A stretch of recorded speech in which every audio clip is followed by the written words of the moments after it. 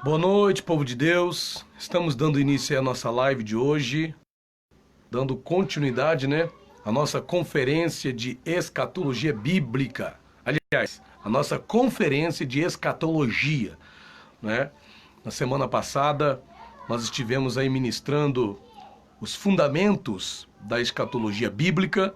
Falamos também o que é a escatologia, e eu tenho certeza que foi bastante esclarecedor para quem pôde estar conosco na nossa primeira aula na terça-feira passada. E hoje nós vamos dar aí continuidade a essa conferência de escatologia bíblica, de escatologia, onde nós queremos esclarecer alguns pontos e tirar as dúvidas do povo de Deus em relação a esse tema, que é um tema precioso, que é um tema importante, é um tema que, para quem gosta de Bíblia, para quem gosta de estudar a palavra de Deus, é um tema crucial, E hoje nós vamos passar aqui algumas informações que vão amadurecer o seu entendimento em relação à escatologia. Mas antes da gente propriamente entrar aí no assunto, nós vamos fazer uma breve oração, vamos pedir, em nome de Jesus. A gente sem Deus não pode fazer nada, então nós vamos pedir a bênção do Senhor, vamos pedir que Deus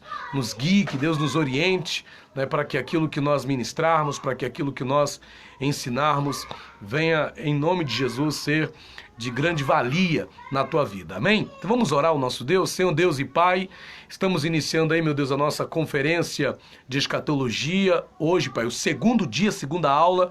E eu venho pedir, Deus, que o Senhor venha tomar a direção, que o Senhor venha tomar a frente, que o Senhor venha nos guiar, nos dirigir, para que aquilo que falarmos, para que aquilo que ensinarmos não seja, Deus, na nossa inteligência, na nossa sabedoria, mas sim, Deus, na direção do Teu Espírito Santo. E eu creio, meu Deus, que o Senhor é quem vai nos dirigir, quem vai nos guiar no entendimento dessa importante matéria, Pai, da teologia, dessa importante matéria bíblica, que é a escatologia. Vivemos dias, Pai, em que há necessidade de uma resposta escatológica. E nós queremos, Pai, dar essa resposta em nome do Senhor Jesus. Então, meu Deus, guia-nos nesse tempo, nesse período que nós estaremos através da página do Lidera Conferências, meu Deus, ministrando essa conferência de escatologia nesse dia, em nome de Jesus. Amém.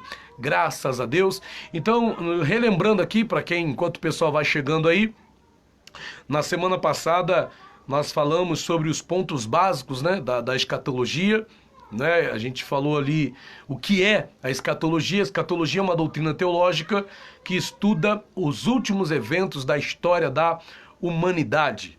Escatologia, a etimologia da palavra, que é uma palavra que tem origem no grego, vem de eschatologia, eschatologia, onde eschatos é último e logia é estudo, E várias definições são dadas, mas resumindo, escatologia é o estudo do fim, o estudo das últimas coisas, o estudo do final, o estudo do último. No caso bíblico, no caso da teologia cristã bíblica, é o estudo das doutrinas, dos últimos eventos da história da humanidade. E uma coisa que a gente descobriu, estudando esses dias, é que a escatologia, ela está presente, Por mais que a gente possa muitas das vezes achar que só se fala de escatologia na igreja evangélica ou num templo religioso, a grande verdade é que a escatologia, ela se faz presente até mesmo nos filmes, na mídia.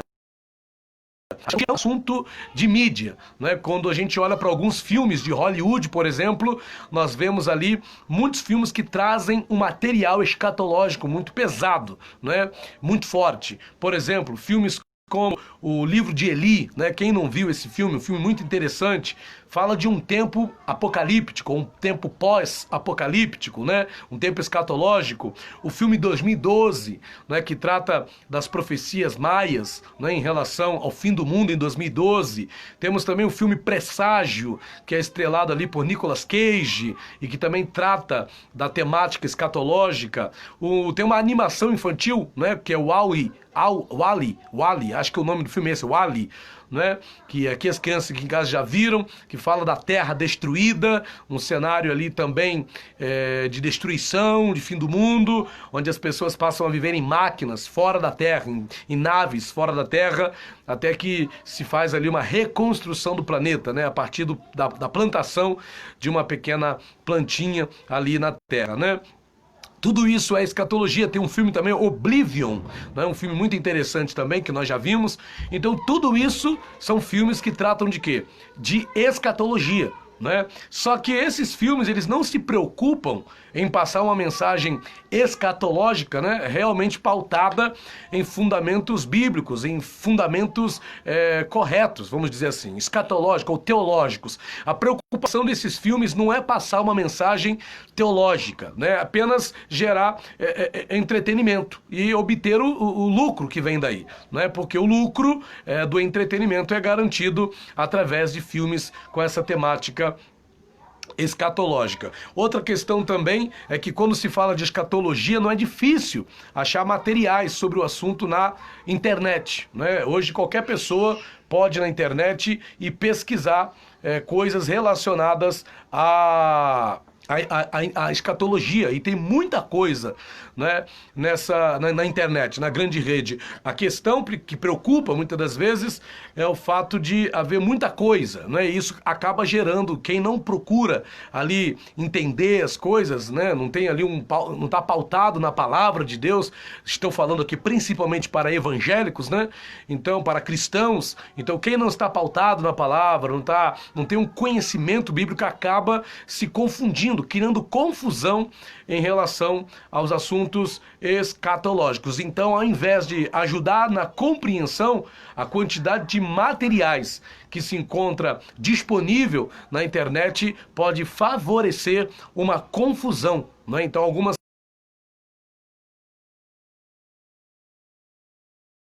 que é disponibilizado na grande rede, com tanto material que é disponibilizado na internet. Então isso, com certeza, é uma preocupação. E não faltam cursos também, conferências, né? Nós aqui estamos, através desse canal, desse meio que é o nosso ministério, eu lidero conferências, né? Levando também esse curso, objetivando aqui dar uma palavra, confiando que Deus tem nos dado aí graça para poder entender, para poder compreender de uma forma bíblica essa temática escatológica, essa temática, né, tão importante, né, da Bíblia, né?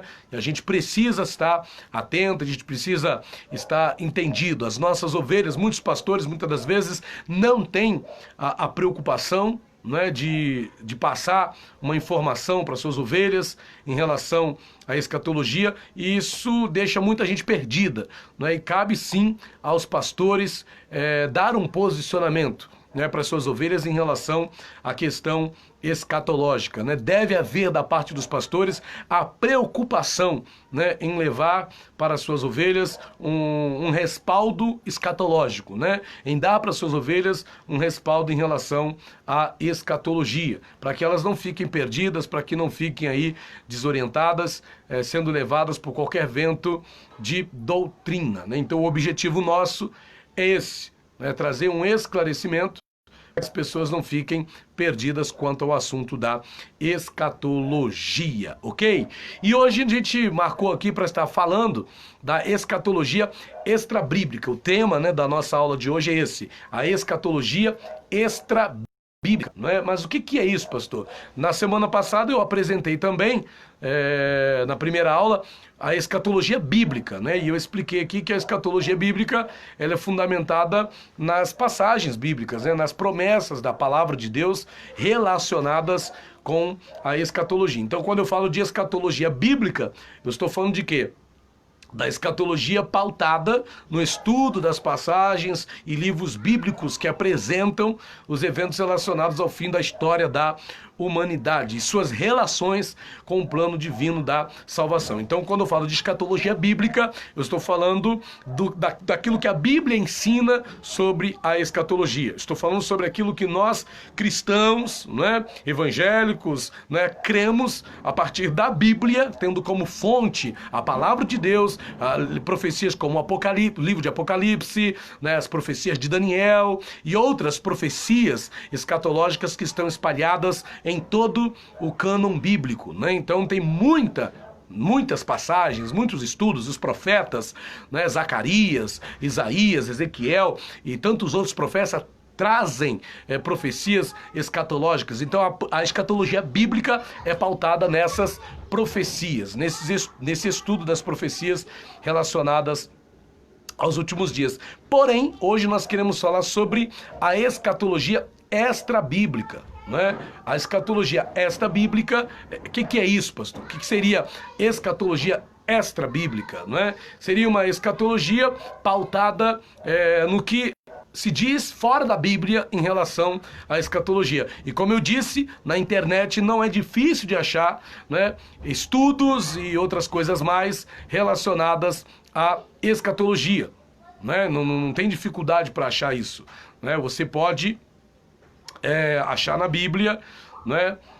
Deixa eu ver aqui. Você pode achar fora da Bíblia também comentários e estudos sobre a escatologia, né? Então, não é só na Bíblia que temos. Então, fora da palavra de Deus, fora da Bíblia, existem escritos, né? Existem posicionamentos dados pelas mais diversas religiões e também por outras pessoas em relação à escatologia. Então, hoje o nosso assunto é esse, a escatologia extra-bíblica. Né? A escatologia extra-bíblica.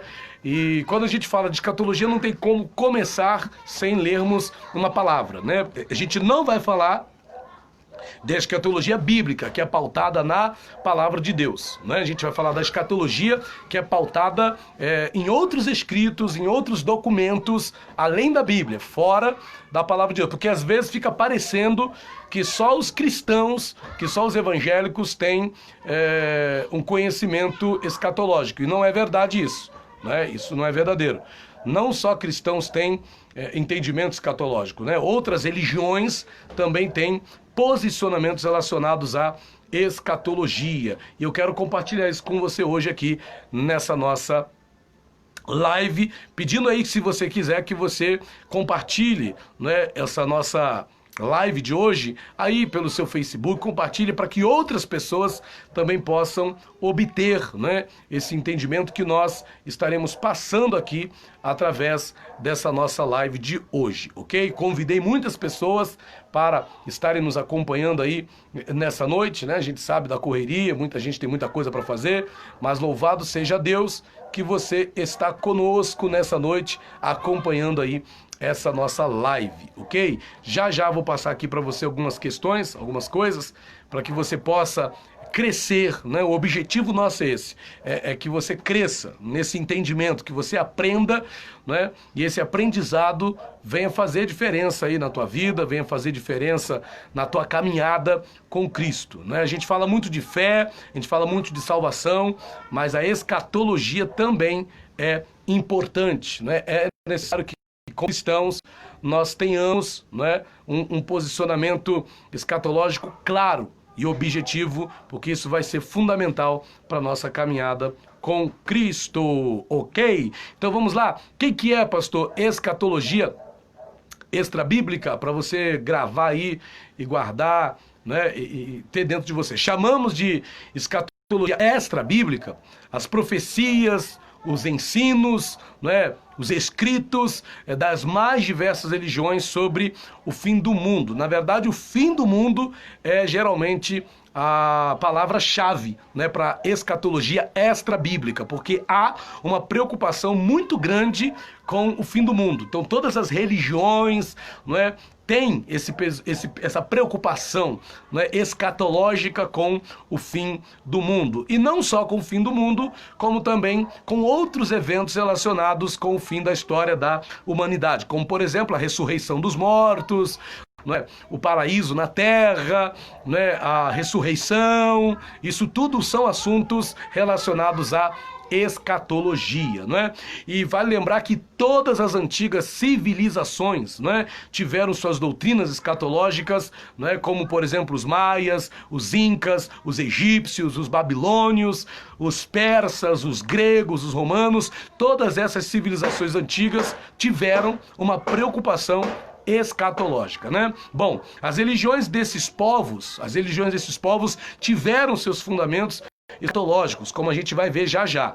E a gente vai ver aqui nesse estudo alguns desses fundamentos, né, que estão presentes nas principais religiões. Eu não vou falar de todas as religiões, mas vou falar das religiões que têm mais influência, né, e seguidores no mundo contemporâneo.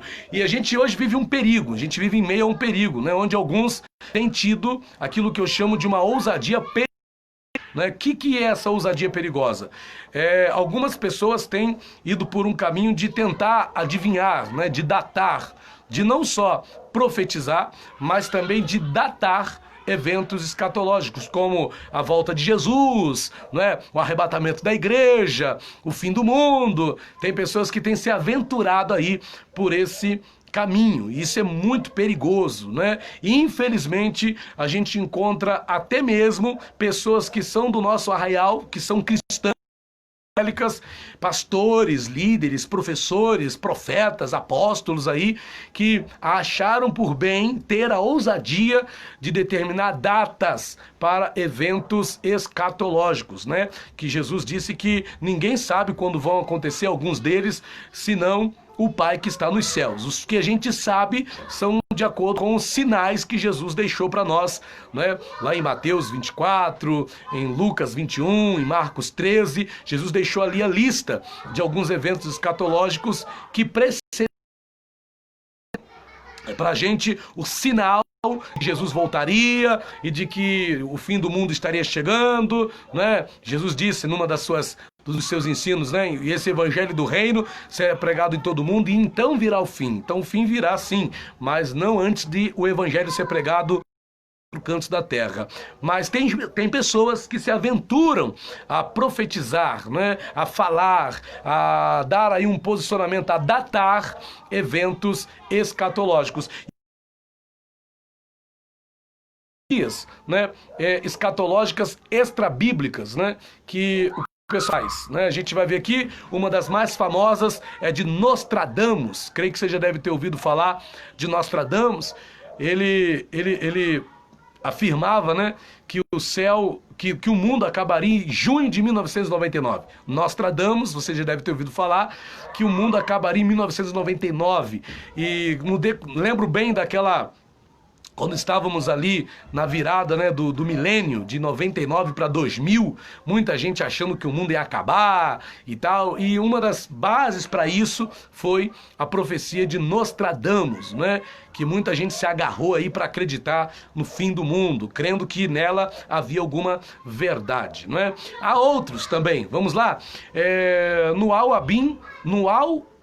Albion Newton Nation, oh meu Deus do céu, no Albion Nation, diz assim: esse movimento afirmou que um alinhamento planetário causaria um holocausto estelar, puxando planetas em direção ao Sol.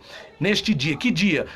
5 de maio de 2000. Então, esse grupo, esse movimento, no Albion Nation, afirmou que em 5 de maio de 2000, haveria um holocausto estelar, né? Puxando planetas em direção ao Sol, e o Sol explodiria. Isso não aconteceu, como que também foi profetizado por Nostradamus, não aconteceu. Nancy Lieder previu originalmente a data para a colisão com Nibiru, que é uma estrela, um planeta, né, que estaria vindo em direção à Terra para maio de 2003. Ocorreria essa colisão entre a Terra e Nibiru. E de acordo com o site dela, alienígenas do sistema estelar Zeta através de mensagens por um implante cerebral de um planeta que entraria em nosso sistema solar e causaria a inversão dos polos na Terra, o que destruiria a humanidade. E muita gente acredita nessas profecias, né? Tem mais, a lista é grande, né? Aqui, ó. Houve pânico entre o público de que o cometa Helenin, viajando quase diretamente entre a Terra e o Sol, causaria agitações da crosta terrestre, levando a tsunamis e terremotos massivos.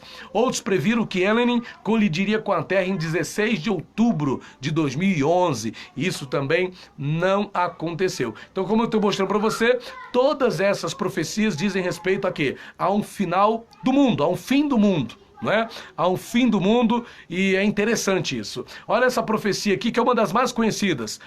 Professor Mateus Silveira, Deus abençoe-me de Deus. Maravilha. Você é bom nisso aqui, hein? Você é bom nisso. Glória a Deus. Maravilha. Estou me esforçando aqui, Mateus. Ô, glória. Bom, uma das profecias, né, extra-bíblicas que foi feita também, que muita gente acreditou e se apegou a elas, fala do fim do mundo em 2012. Fera é você, Mateus, você que é o fera. Eu tô quebrando galho. Amém? 2012, o fenômeno 2012, tem até o filme, né, 2012, dizia, e esse fenômeno aí, essa fé, essa crença, dizia que o mundo acabaria no 13º Bactum, 13º Bactum, pautados nessa profecia do calendário maia. Muita gente acreditou que o mundo seria destruído por um asteroide, né? Ou seja, até mesmo por Nibiru ou por outro objeto interplanetário, uma invasão alienígena ou uma supernova, né? Muita gente acreditou nisso aí, dizendo que o calendário maia estava previndo o fim do mundo em 2012. E quanta gente não acreditou nesse negócio, ainda mais, né, quando veio ali o filme 2012, né?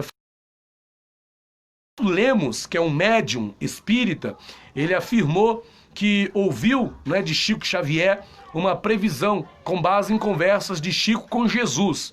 E segundo ele, né, 2019 seria a data limite para uma transição da Terra de um planeta de provas e expiações para um planeta de regeneração. Segundo essa afirmação aí de Chico Xavier, segundo esse médium, a humanidade sofreria ou um destino maligno ou um destino benigno, com base na ocorrência ou não de uma terceira guerra mundial até este ano. Já estamos em 2020 e essa profecia também não se concretizou. Eu vou parar por aqui, tem muitas outras, né? A gente vai passar muito tempo aqui explorando, mas o que a gente observa nessas profecias é uma grande preocupação que há, né, em relação a quê? Aos eventos escatológicos, né? E por haver essa preocupação, muitos se aventuram a lançar essas profecias, né, sobre o fim do mundo e coisas e tal. E graças a Deus, né, como a gente já sabe, aliás, graças a Deus não, que se tiver que vir um fim do mundo, que venha. A gente está aguardando por ele, a gente sabe que vai chegar um dia, mas não sabemos o dia nem a hora. O graças a Deus aqui é porque não aconteceu ainda, porque tem tanta coisa de Deus ainda para fazer. Eu creio que Deus ainda tem tanta coisa para fazer, essas profecias não teriam como se cumprir, mas infelizmente muita gente acaba acreditando aí nessas profecias, né? E acabam, claro, indo por um caminho de erro, um caminho que só serve para atrapalhar a caminhada da pessoa com Deus. É por isso que você não tem que se apegar ou basear a tua escatologia em profecias de Nostradamus ou do calendário maia, ou seja lá de quem for, né? A tua base para a escatologia tem que ser a Bíblia, tem que ser a palavra de Deus, né? A nossa base escatológica tem que ser a palavra de Deus. Se a sua base escatológica for outra coisa, você vai se atrapalhar, né? Você não vai viver, você vai acabar se confundindo e quem sabe até prejudicando aí a tua caminhada na presença do Senhor. Mas vamos agora ao posicionamento escatológico das mais diversas religiões. Eu vou citar aqui, como eu disse no início, né, dessa aula de hoje, as principais religiões, né? Não vou falar de todas, mas vou falar aqui do posicionamento escatológico das principais religiões. E a gente tem, biblicamente falando, um diferencial, né, no esquema escatológico, porque é possível, né, através da palavra de Deus, a gente organizar, né, claro, dependendo de cada linha de interpretação dos eventos escatológicos, é possível a gente criar uma organização, né, para a ocorrência de certos eventos. Os pré-milenistas, melhor, para ser mais fácil, os pré-tribulacionistas, se tratando da tribulação, organizam a tribulação depois do arrebatamento. Os mesotribulacionistas organizam a tribulação para depois, assim, melhor, depois do arrebatamento, mas eles passam por uma metade. Então, eles organizam, então colocando a tribulação ali, o arrebatamento da igreja, como no meio da tribulação. Né? Os pós-tribulacionistas já colocam o arrebatamento lá para o final da grande tribulação, né? Mas biblicamente nós temos como montar um calendário, porque a Bíblia é clara na escatologia. A Bíblia é um livro escatológico. Porém, quando se fala de outras religiões, nem sempre é possível nós termos em mãos um esquema escatológico organizado. Talvez a que chega mais perto disso é a escatologia islâmica, e é sobre ela que nós vamos falar agora, né? Os islâmicos também têm um sistema escatológicos. Eles acreditam, por exemplo, no Al-Qiyamah. Al-Qiyamah. O que é Al-Qiyamah? É o dia do juízo, ou melhor, o dia da ressurreição, né? O dia da ressurreição é o Al-Qiyamah e o dia do juízo final é o Al-Din. Esses dois eventos são eventos escatológicos e inclusive tem uma semelhança com eventos bíblicos, né? Porque nós cremos que haverá também a ressurreição dos mortos e cremos também no juízo final. Então, no islamismo, a gente observa esses eventos, né? Claro que não há na escatologia islâmica, pautada apenas no Alcorão, um sistema, né, escatológico unificado, uma narrativa escatológica unificada pautada simplesmente no Alcorão. Mas o que eles têm que dar a eles, né, uma base para ter um posicionamento escatológico são os hadiths. Né? O que são esses hadiths? São ditados, né, que muitos deles são atribuídos aí ao profeta Maomé. Então citam, né, o profeta Maomé como autor desses hadiths, desses ditados que falam sobre sinais, né, do fim do mundo, sinais escatológicos. E a gente vai falar aqui para vocês agora uma coisa muito interessante, achei muito interessante. Essa matéria eu tirei de um site islâmico, né, de um site muçulmano, que é o site, deixa eu passar aqui para você, o nome do site é o site Islamic Finder. Site Islamic Finder.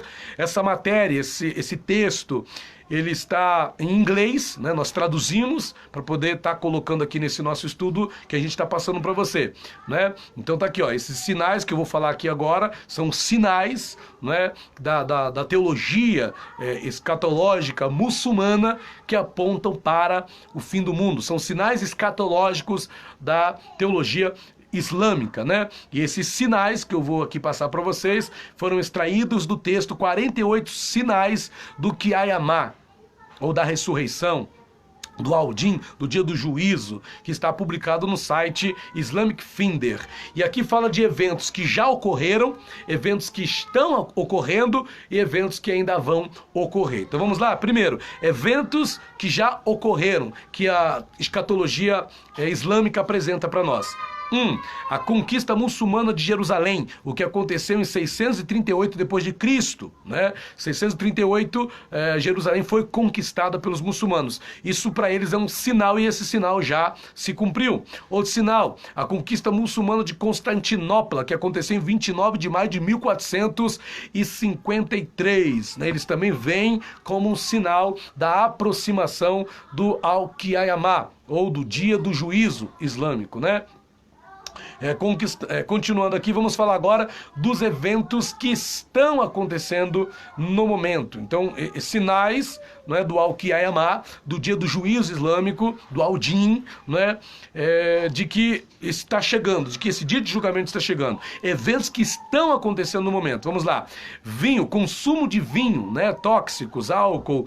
Ele diz aqui, um dos sinais, que será bebido em grandes quantidades. A gente está vivendo esse sinal, segundo os islâmicos, né? É sinal deles, mas de fato é uma coisa que está acontecendo. Outro sinal islâmico, da escatologia islâmica, Terremotos aumentarão, de fato, né? A gente vê o grande número de terremotos, hoje as notícias correm o mundo e a gente fica sabendo de grandes tragédias que estão acontecendo ao redor do mundo. De fato, os terremotos aumentaram, e isso também concordo com o que diz Jesus, né? Nas profecias lá de Mateus 24, Lucas 21 e Marcos 13. Outra coisa, o tempo vai passar mais rápido, isso aqui também é um sinal que também se equipara ao que está em Mateus, né, que se os dias não fossem abreviados, ninguém se salvaria. Outro sinal, tribulações, que eles chamam de fitana, prevalecerão. De fato, tribulações falam de sofrimentos e angústias, e a gente está vendo isso acontecer em várias partes do mundo, principalmente aí nesse período, né, por conta da pandemia do coronavírus, a gente tem visto as grandes tribulações que têm vindo sobre a terra. Outra coisa que é citada aqui como sinal do dia do juízo, da aproximação do dia do juízo islâmico, o derramamento de sangue aumentará, o aumento do índice de violência, né? Infelizmente, hoje a gente vê, né, como aumenta a quantidade de pessoas sendo mortas aí por bala, perdida, facadas, brigas, guerras. Então, de fato, o derramamento de sangue tem aumentado, sinais da escatologia islâmica, né, de que o dia do juízo está chegando, de que o Al-Qiyamah está chegando. Vamos lá. Um homem passará pelo túmulo de outro e gostaria de estar no lugar deste. É o desamor, né? Isso aqui fala da falta de amor próprio. As pessoas estão perdendo o amor a si mesmas. As pessoas estão deixando de amar a si mesmas.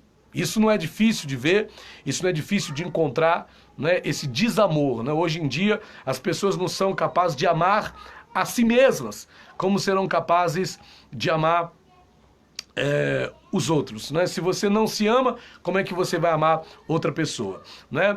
Outra coisa aqui, ó, a confiabilidade será perdida, ou seja, quando a autoridade é dada àqueles que não a merecem. A confiabilidade, que eu entendo que eles estão falando da falta de confiança nas lideranças, né? Nos políticos, nas autoridades.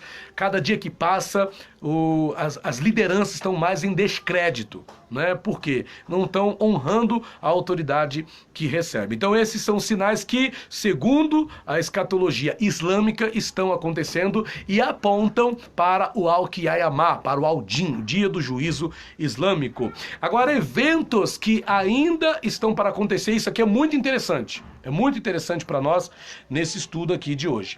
Quais são os eventos que ainda estão para acontecer? Vamos lá? Segundo a escatologia islâmica, eventos que ainda estão para acontecer na escatologia islâmica, na escatologia muçulmana. Olha, o número de homens diminuirá, enquanto o número de mulheres aumentará.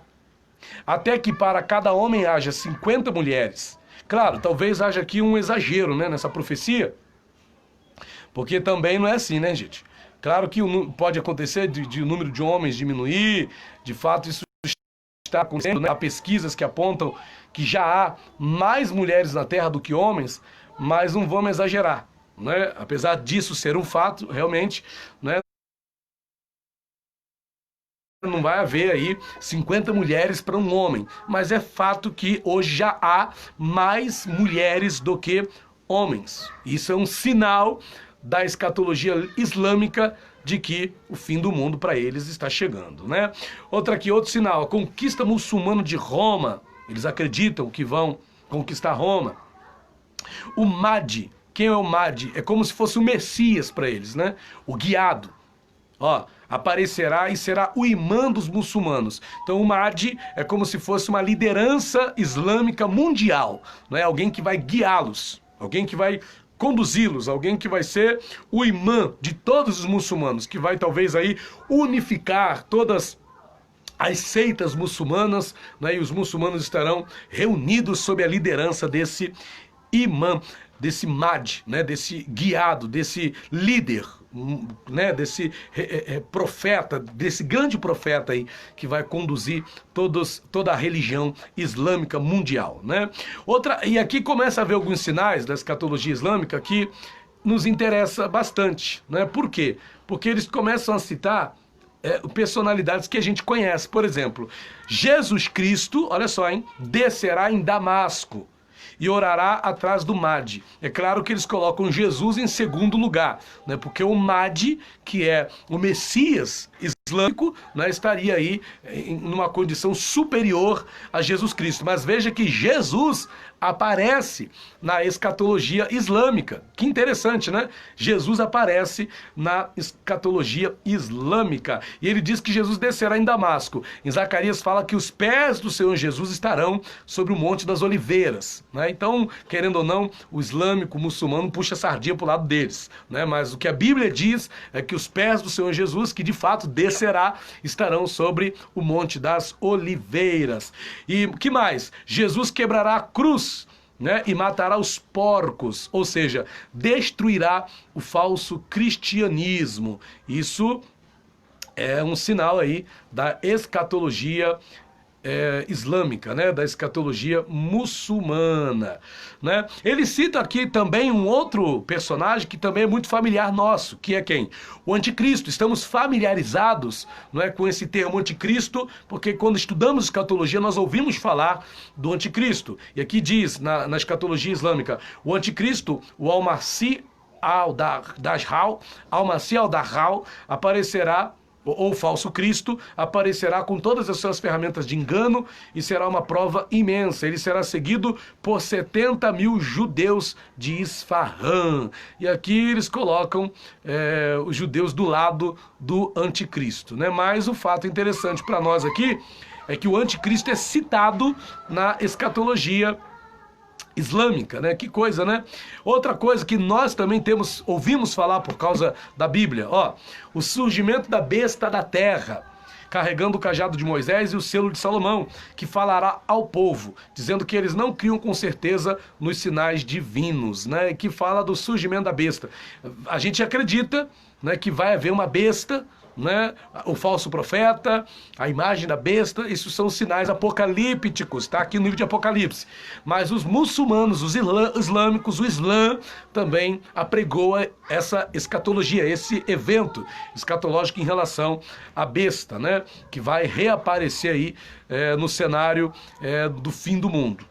Outra coisa, uma grande guerra entre os muçulmanos, é outro sinal aqui que vai acontecer segundo a escatologia islâmica. Uma grande guerra entre muçulmanos, incluindo judeus e cristãos que realmente acreditam em Jesus após seu retorno, liderada pelo Imam Mahdi, e os judeus e outros não muçulmanos liderados pelo anticristo. Então vai haver aqui uma guerra, né?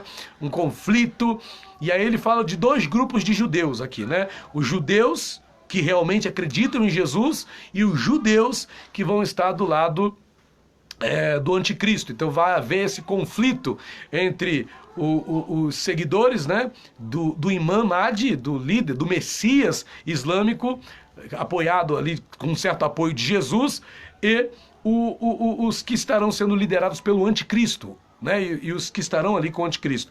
Claro, isso não bate com aquilo que a gente crê na palavra de Deus, mas o evento nos é peculiar, né? Vai haver de fato um conflito, porém, entre Jesus e o anticristo, né? Não vai haver na nossa escatologia, na escatologia bíblica não há um imã, né? Um Mahdi. O nosso Messias é Jesus, né? Que, claro, vai reaparecer, inclusive para salvar os judeus, né, de uma forte ofensiva que será levantada contra eles, né? Outra aqui, olha, que também fala o nome de Jesus. Jesus matará o anticristo no portão de Lud, ou Lod, né, que fica ali no atual Israel, local de um aeroporto e uma importante base militar israelense, né?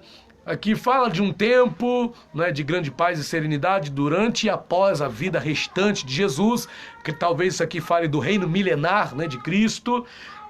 Deixa eu ver aqui, ó. A Arábia se tornará uma terra de jardins e rios. Está profetizado, né, que não a Arábia, mas que Israel, Jerusalém será renovada, né? Jerusalém ali vai ter uma nova constituição, uma nova estrutura, né? Ali no livro do profeta Ezequiel está profetizada a restauração de Israel, né? A restauração de Jerusalém, que vai ser a sede do governo do Senhor Jesus durante o reino milenar. Isso numa fé milenista, né? Para quem acredita no milênio literal. né? E eles citam isso aqui, claro que não entrando de acordo com o que está na Bíblia, mas isso é a escatologia islâmica. Continuando aqui, deixa eu ver o que mais tem aqui, que serve para a gente poder citar aqui para vocês como sinais, né, do fim do mundo segundo a escatologia islâmica. Olha que coisa.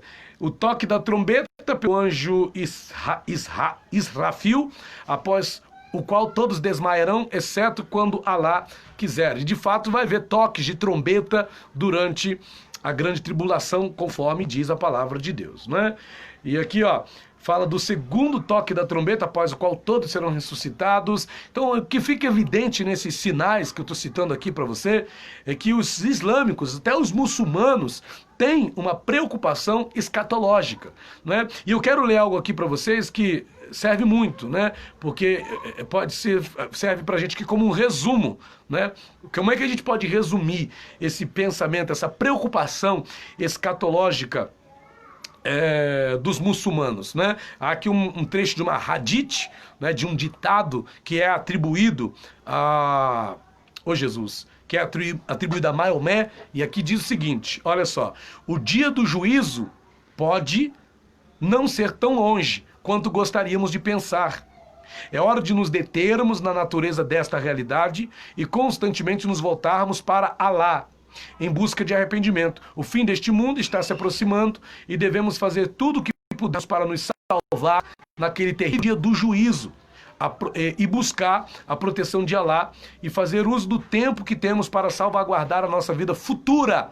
O homem sempre pensará que tem tempo, mas a verdade é que ele não tem. Isso aqui é o resumo do que pensam, né, os islâmicos em relação à escatologia. Então eles acreditam num fim do mundo, eles acreditam num dia do juízo, eles acreditam numa ressurreição, eles acreditam numa recompensa eterna. Eu não citei aqui, mas há também, né, esse pensamento, essa ideia de uma recompensa eterna para os bons, para os justos, né? Então tudo isso é o quê? É a escatologia, porém, na teologia islâmica. Então não é só na Bíblia, não é só o evangélico cristão que crê em escatologia, viu? Os muçulmanos também têm um posicionamento escatológico. Vamos ver aqui um pouquinho, aqui, de forma breve, por causa do tempo que vai passando muito rápido, a escatologia budista, porque também, né, os budistas têm um pensamento, uma ideia escatológica. Eu não conheço muito, né, a teologia budista, mas fazendo aqui minhas pesquisas eu consegui identificar alguns conceitos escatológicos que vão servir para te ajudar a entender, né, que também no budismo há a preocupação com o fim do mundo, né? E aqui diz aqui algo interessante, olha, eles não acreditam num Deus, né, absoluto ou pessoal como nós cremos, né? Eles acreditam na existência do mal, acreditam no sofrimento, né? E eles diz aqui diz o seguinte, olha, os que querem ser iluminados necessitam seguir seus próprios caminhos espirituais e transcendentais, né? Veja aqui, continuando, cadê? Ó, o homem não tem nenhum valor e sua existência é temporária, segundo os budistas. As forças do universo procurarão meios para que todos os homens sejam iluminados, ou seja, salvos. Aí não depende da pessoa, vai depender das forças do universo. E a gente, conhecendo a palavra de Deus, que ensina a Bíblia, não é assim, né? Aquele que crê será salvo, né? Tá escrito, não é isso? Aquele que crê será salvo. Segundo aqui o budismo, não. Vai haver forças do universo que vão procurar meios para que todos os homens sejam iluminados, ou seja, salvos, né? Eu tinha o ápice, né, da doutrina, oh meu Deus, o Nirvana, né? É como se eles acreditassem num Nirvana universal, né? Onde todos alcançariam aí um estado de êxtase, de reflexão profunda, e assim todos seriam aí iluminados. E aqui diz mais, olha, quanto à alma do homem, a reencarnação é um ciclo doloroso, porque o budismo crê na reencarnação, porque a vida se caracteriza em transições. Todas as criaturas são ficções, segundo o budismo. O impedimento para a iluminação é a ignorância. Deve-se combater a ignorância lendo e estudando. né, os escritos budistas, segundo eles acreditam. Né? Então, o que prega, né, o que diz a escatologia budista? Prega uma humanidade que está passando por um processo de evolução espiritual e que no fim de tudo, todos os habitantes da Terra poderão herdar a salvação. É claro que não é isso que ensina a palavra de Deus, mas é nisso que acreditam os budistas, que também têm um perfil, uma preocupação escatológica. E para eles tudo vai terminar no quê? Vai terminar com todos os habitantes da Terra sendo purificados e assim herdando a salvação. Isso é o que prega a escatologia budista, né? Temos aqui também um posicionamento da escatologia hindu, né? O pessoal aí do hinduísmo também acredita, e é interessante o posicionamento escatológico do hindu. Por quê? Olha só, Krishna é a 8ª encarnação do deus Vishnu e é um dos avatares especiais do hinduísmo. Alega-se entre os muçulmanos que Jesus foi uma encarnação de Krishna, tendo vivido uma vida muito semelhante. E eles esperam que haverá o hinduísta, oh meu Deus do céu, né? O hindu acredita, espera que haverá uma nova reencarnação do Avatar, que foi conhecido em vários períodos da história como Vishnu, Krishna e Jesus. Então eles ligam também Jesus, eles trazem Jesus para a escatologia deles. Qualquer destes nomes aí pode ser usado por ele, mas ele vai também ser conhecido como o Avatar Kalki, ou o Avatar do cavalo branco, visto que montará um cavalo branco. Isso aqui também remete a Apocalipse 19, né? Que Jesus virá assentado no cavalo branco, e muitos pastores, muita gente aí que ensina escatologia faz confusão do cavaleiro do cavalo branco de Apocalipse 6 com o cavaleiro do cavalo branco de Apocalipse 19, né? Pode parecer bobeira, mas é sério errar isso, né? O Apocalipse, o cavaleiro do cavalo branco de Apocalipse 6 fala de um cavaleiro de engano, né? De alguém de um juízo que Deus trairá sobre a terra através do engano. Então o pessoal vai olhar, vai pensar que é uma coisa que não é. Mas o cavaleiro do cavalo branco do Apocalipse 19 é Jesus. Está escrito, está identificado claramente que o cavaleiro do cavalo branco de Apocalipse 19 é Jesus, né? Com as vestes salpicadas de sangue, tendo na sua coxa escrito Rei dos Reis e Senhor dos Senhores. E os hindus acreditam, né, nesse Avatar Kalki, que é o avatar do cavalo branco, né? Acreditam que ele vai combater a serpente apocalíptica, vai obter a vitória final sobre o mal na terra, né? Acreditam os hindus que esse Avatar Kalki renovará a humanidade, vai tornar possível as pessoas verem uma vida pura e honrosa, né? E as expectativas de todas as religiões serão realizadas aí no Avatar Kalki, pois ele será o Messias mundial que todos esperam. Essa é a base aí, os fundamentos principais da escatologia hindu, né? É o que eles acreditam, né? Não cremos assim, cremos que Jesus é o nosso Messias, né? E ele já veio, se bem que nem os judeus acreditam no Messias, né? Quando a gente fala de escatologia judaica, a gente fala de algo também que está próximo do que nós cremos, tirando o fato do Messias, porque Jesus é o Messias que veio, mas até hoje os judeus não acreditam. Mas um dos pilares da escatologia judaica é a reconstrução do templo, ou melhor, a construção do templo judaico, né? E a volta dos ritos judaicos do Antigo Testamento. Então os judeus acreditam numa restauração, né, do culto judaico, né? Então há até quem diga que há lá em Israel uma preparação, né? Há uma preparação para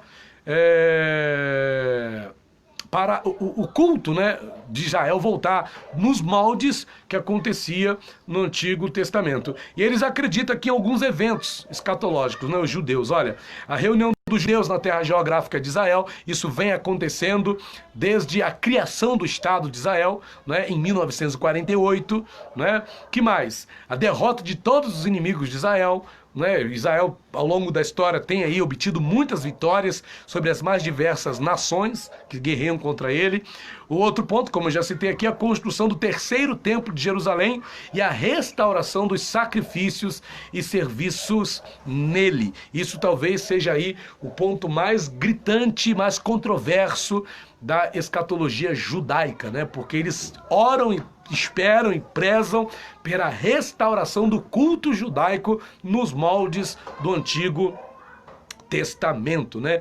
Eles esperam isso, né? E de fato, biblicamente falando, né, vai haver aí, né, uma reconstrução, porque Jesus fala desse templo, né? Algumas coisas que vão acontecer vão depender da reconstrução desse terceiro templo judaico, né? E eles também acreditam na revitalização dos mortos ou na ressurreição, né? Coisas que também são parecidas com aquilo que nós cremos, né?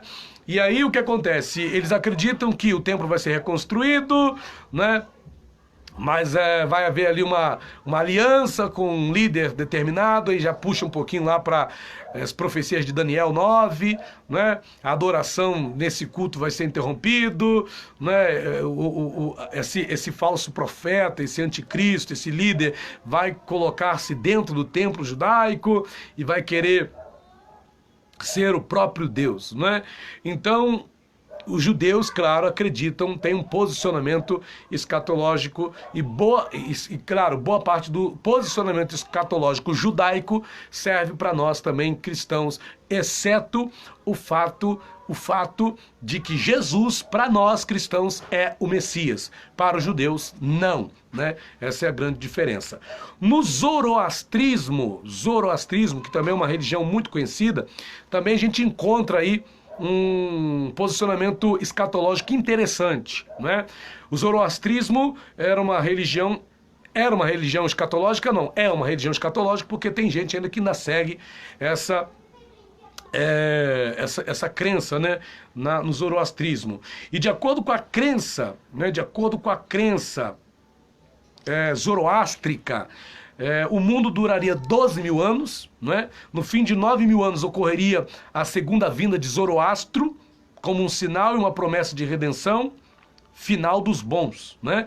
Isso seria seguido a seu tempo pelo renascimento, pelo nascimento miraculoso de Saoshyant, o Messias, né? Na verdade, Zoroastro não é o Messias, né?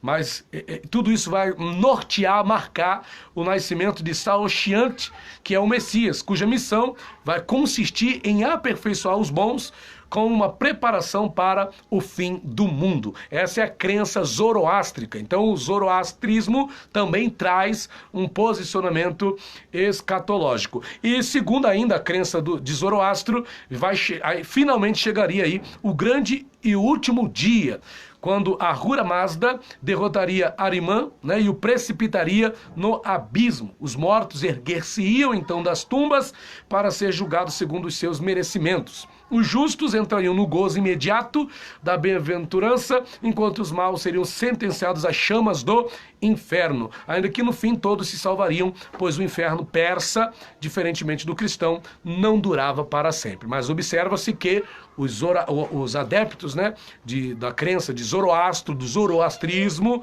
né, também creem num posicionamento escatológico, acreditam, né, num fim escatológico. E vamos falar agora também da escatologia das religiões nórdicas. E de certa forma, nós estamos, né, familiarizados aí com a escatologia das religiões nórdicas. Por quê? Todo mundo conhece aí o filme, né, dos Vingadores, né, e quem gosta, eu gosto muito de ver essas séries, esses super-heróis, né, coisa, sei lá, né, é um divertimento, né, coisa que a gente gosta, é hobby. Quando não tem para fazer, a gente assiste um filme de super-herói. Muita gente gosta também.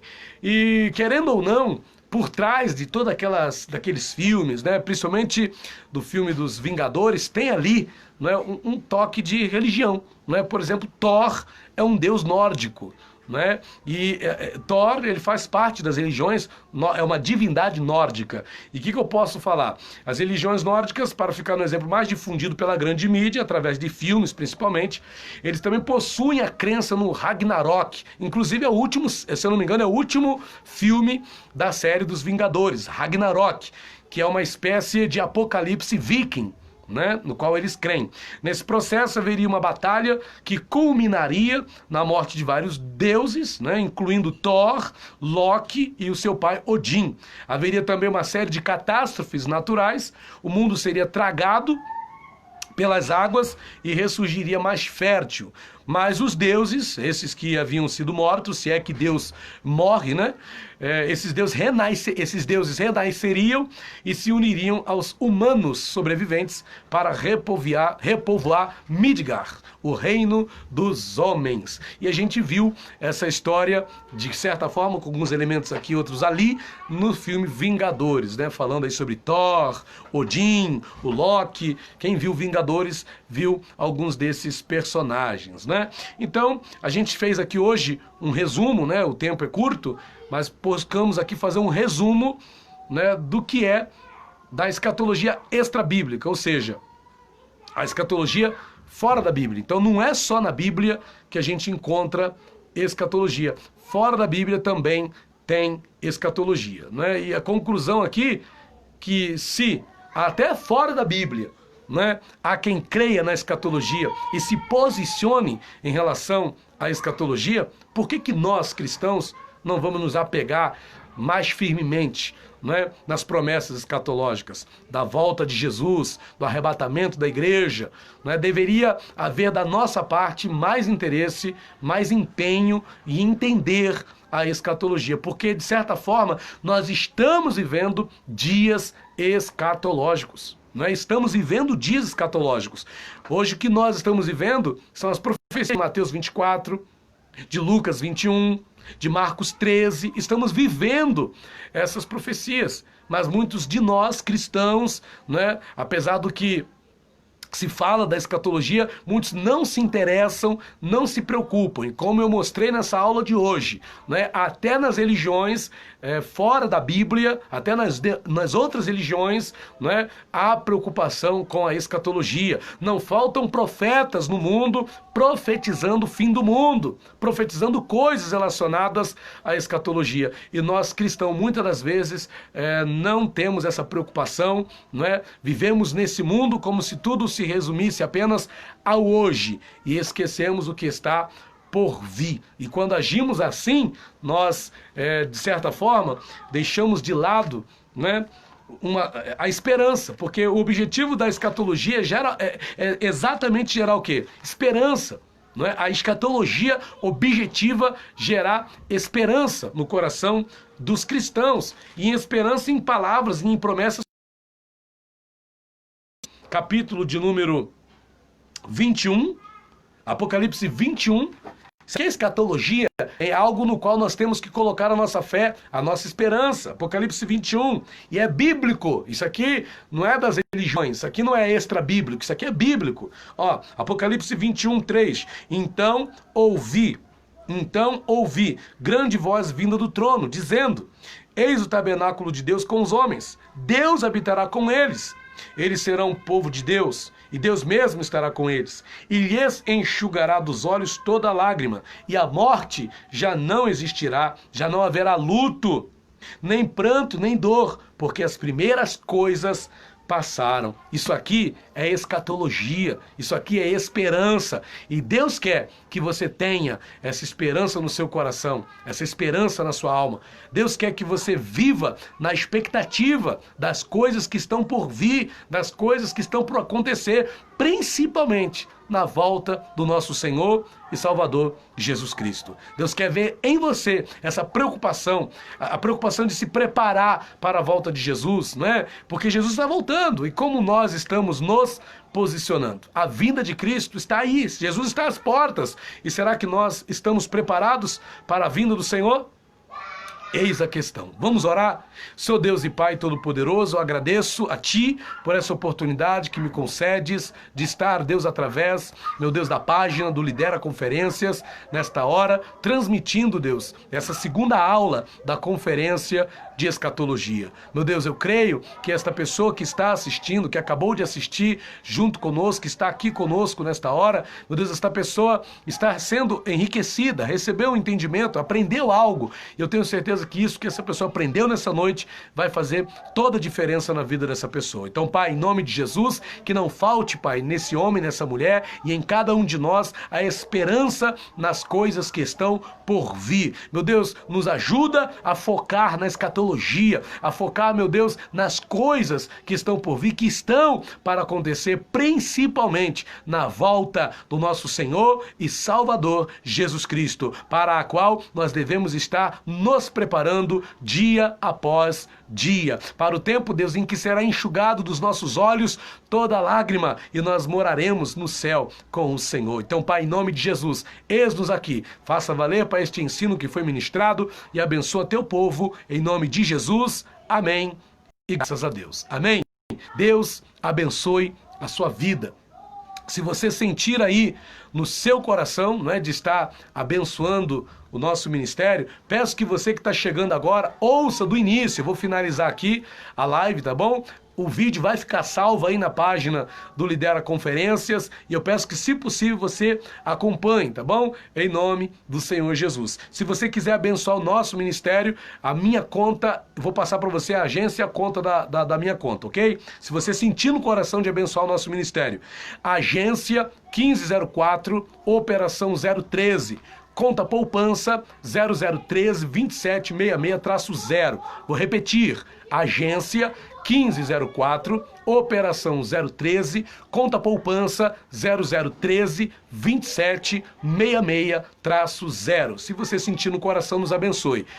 Caixa Econômica Federal, ok? Deus abençoe a sua vida, em nome de Jesus. Se Deus quiser, terça-feira que vem, às 19h30, estaremos de volta aqui, né, com a terceira aula da conferência de escatologia, falando sobre as abordagens interpretativas dos textos escatológicos, ok? As abordagens interpretativas do texto escatológico. É terça-feira que vem, às 19h30, aqui na página do Lidera Conferências. Vai lembrar também que este vídeo vai ficar disponível no nosso canal no YouTube, tá bom? Vamos colocar esse vídeo lá no canal no YouTube, o canal Lidera Conferência. Inclusive, se você puder, já vai lá no canal no YouTube, tá o primeiro vídeo lá, tá bom? Você que perdeu aí a primeira aula, o primeiro vídeo, a primeira aula da conferência de escatologia já está disponível lá no YouTube, no canal Lidera Conferências, ok? Deus abençoe a sua vida,